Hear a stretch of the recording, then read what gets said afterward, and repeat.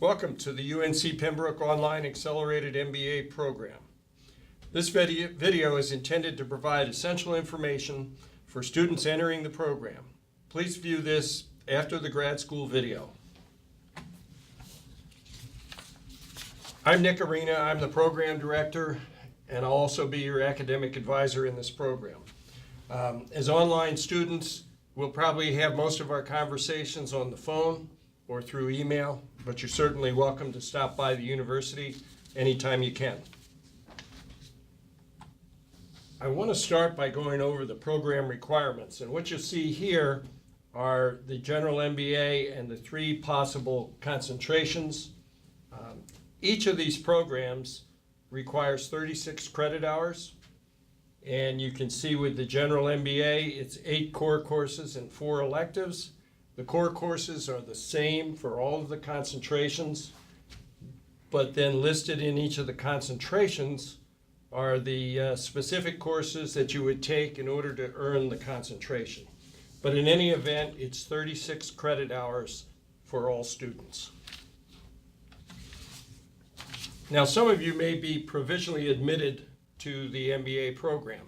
And the provisional admission is usually because you do not have an undergraduate degree in business, or even if you do, you may be missing some of what we consider essential common body of knowledge courses. So you could have anywhere from 1 to 6 provisions, and those provisions would call out these foundation courses that you're required to take. So you can see there's 6 foundations here. It covers all the subject areas of our MBA program. They're designed to bring you up to speed and ready to do the MBA core and elective classes. Each student should have received already a schedule, and your schedule is custom to you. It should start with the first start that you're planning to enroll in and go through the end. Now, this particular one, just for the size of the screen, only covers 1 year. And this one was done for a student that needed all 6 of the foundation courses. So you can see in that first year, it covers the 6 foundations. But yours will basically be a row from an Excel spreadsheet that'll show either 1 year or 2 years, depending on the pace that you intend to go through the program. If for some reason you have to take time off during the program, that's fine. You have up to 5 years to complete the program, and we can provide you with another schedule that'll accommodate that. This happens to be, here's a sample of what a 1-year completion would look like. It should have the row with the dates across the top, but this is the first 6 starts of our program, and so a student starting in October of 2017 would have this particular schedule. Again, each schedule would be custom to the student. This is a student who wants to take 2 classes per start and wants to complete the program in a year. I'm going to caution you at this point that if that's you, if you intend to do this, I hope you don't have any friends, family, hobbies, or other activities. Each of these courses is designed to take somewhere around 20 hours per week. So if you're taking 2, that's 40 hours per week of fairly intense study and participation in various activities. So I just want to warn you about that. So I normally talk to students when it's registration time. With these schedules, I think there'll be a little bit less of that activity because you'll know exactly what classes you need and when you need them. But nonetheless, I'm here to give you academic advice. I'm also often talking to students when they have issues with the class. So if you have issues with the class, my recommendation is always that you try to work those out with the instructor first. But if you need advice on how to do that, if you want to talk about it, I'm here as your academic advisor to help you with that. One of the less pleasant things that I have to deal with is students who've been dismissed for academic performance. So I want to make sure we're all aware of the grading policy. You should have seen this in the grad school video, but we're going to go over it again. You would be dismissed from the program if you receive an F grade in any class. You would also be dismissed from the program if you receive a third D grade. So that means you're allowed to have 2 D grades.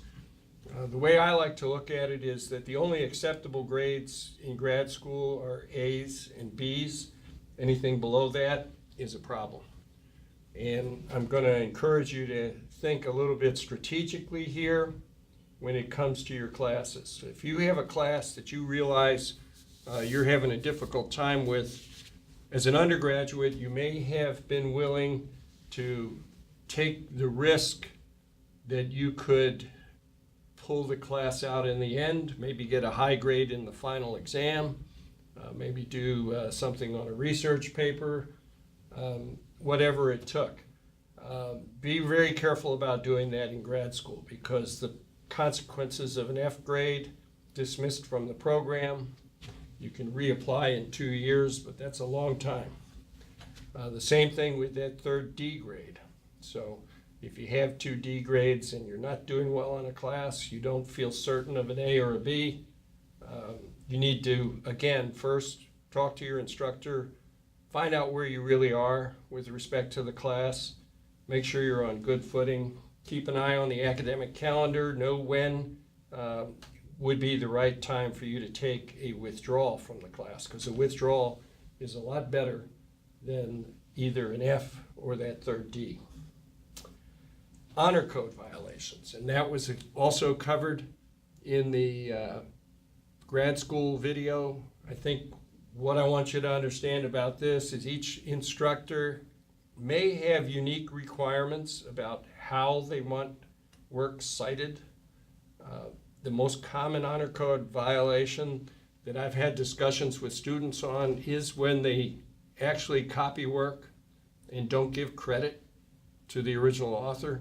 So be very careful about that. Be very careful about what's required and what format the citations should be in the class that you're doing. The last thing I have on this slide is the student handbook. And you're responsible for everything that's in the student handbook. I used to tell students to make sure they read the student handbook. That's probably less realistic today than I thought it was at the time, but at least read the table of contents, know what's in there, look for the essential parts that you need to have. You don't need to print a copy of the student handbook. It's available online, and I've given you the link here that'll take you to the student handbook. So, with that said, I'd like to end this on a very positive note and welcome you again to the program. We're glad you selected UNC Pembroke for your MBA program. We're here to help you succeed academically and professionally. Be sure to get in touch with us if you have any questions or any concerns. Thank you.